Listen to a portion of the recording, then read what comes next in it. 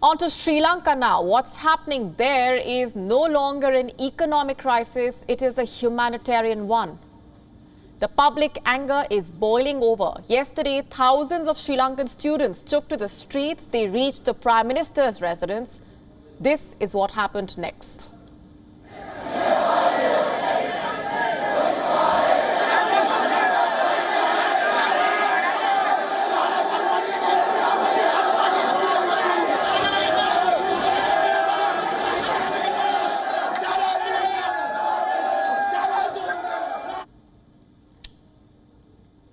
Yes, this is Prime Minister Mahinda Rajapaksa's home. All these students had one demand. They want the Rajapaksas to go.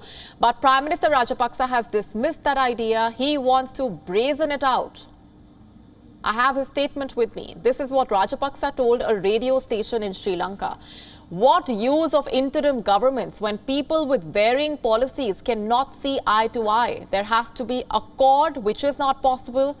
If there is a need for an interim government, it should happen only under my leadership.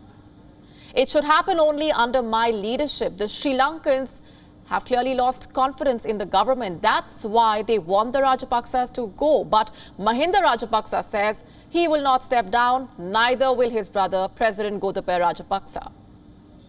But do they have a plan for Sri Lanka's recovery?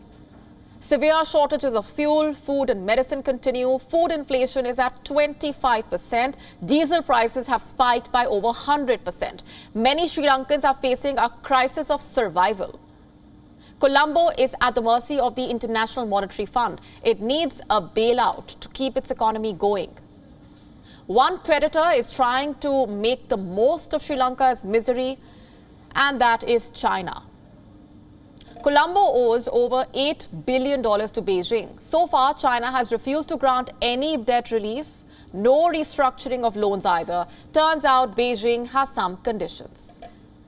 Last week, a key meeting took place. Prime Minister Mahinda Rajapaksa spoke to the Chinese Premier Li Keqiang. Reportedly, the leaders discussed Chinese aid to Sri Lanka. Beijing seemed willing, but it had a demand. It wants a free trade agreement first. Here is what Li Keqiang told Mahinda Rajapaksa. He said China had empathy for Sri Lanka, but there ought to be an early start of the negotiation and signing of the free trade agreement so as to enhance mutually beneficial cooperation. Did Sri Lanka concede? It seems like it. A statement came out after the leaders had spoken. It said Sri Lanka is willing to promote talks on a free trade agreement. Sri Lanka is struggling at the moment. It needs aid to survive. But all China can think of is a trade deal. It wants to squeeze Sri Lanka out of every penny and make the most of the crisis. Sri Lanka is in a desperate situation. It has no option but to fulfill every Chinese demand because it needs money. One loan from the IMF will not be enough. It needs to borrow from a range of creditors to balance the books. One of them is China. Colombo wants to borrow $1 billion from Beijing just to make outstanding Chinese payments. A loan to repay a loan. This is what a Chinese debt trap looks like, and Colombo is caught in one.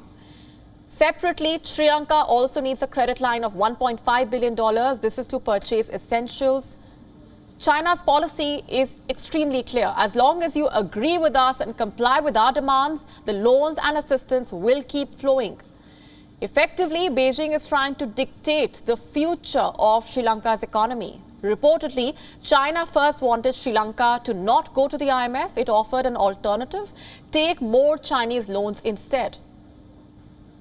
India is calling out China. The Finance Minister, Nirmala Sitharaman, made a statement. She said China must be treated as an equal creditor while restructuring Sri Lanka's debt. Sitharaman told this to the IMF and the World Bank. She met with their representatives last week. India has been trying to help Sri Lanka out with the bailouts. Beijing is still trying to influence the outcome. The Chinese envoy in Colombo met the press today. He said this about restructuring Sri Lanka's Chinese debt. The debt restructuring definitely will have an impact on future bilateral loans. Back in Beijing, China's Ministry of Foreign Affairs is avoiding questions from the press. A spokesperson was asked about Sri Lanka and whether Beijing was rethinking its pledges of financial help. China did not reaffirm its commitment. Beijing just said, "We will try to do our best." If China continues to have the same attitude, it will not just hurt the Sri Lankan economy. With its moves, Beijing could destabilize Sri Lanka. WION now available in your country. Download the app now. Get all the news on the move.